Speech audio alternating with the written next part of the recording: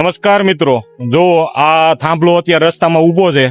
પાછળ છે તમને મેટલના ઢગલા દેખાતા છે. જો આ બાજુ પણ જે આ મેટલના ઢગલા છે એ થઈ ગયા છે. આ મેટલ ટૂંકમાં પાથરવાની રોડનું કામ ચાલુ કરવાની છે એ શરૂ થઈ ગયું છે. પણ પાછળ તમને જે થાંભલાની લાઈન આખી વચ્ચે દેખાતી છે. આ જામનગર મહાનગરપાલિકામાં છે દર વખતનો પ્રશ્ન છે કે રોડનું કામ છે એ શરૂ કરી દેવામાં આવે છે પણ થાંભલા હટાવતા નથી. આની પહેલા પણ એક જગ્યાએ એવું થયું હતું કે રોડ સીસી રોડમાં છે વચ્ચે થાંભલા ઊભા હતા, આખો સીસી રોડ બની ગયો હતો.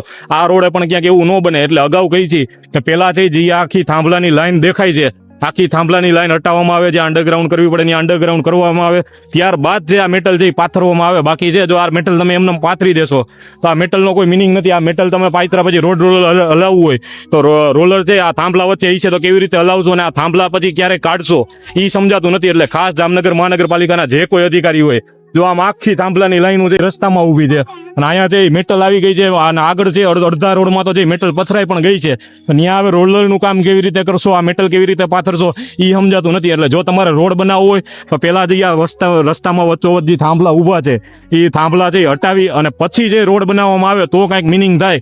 બાકી છે જો આવી રીતે આખો અડધો રોડ જે થાંભલો જે રોકીને બેઠો હોય ત્યાં જઈ તમે મેટલ કેવી રીતે પાથરશો ને પછી કેવી રીતે કામ કરશો એ સમજાતું નથી.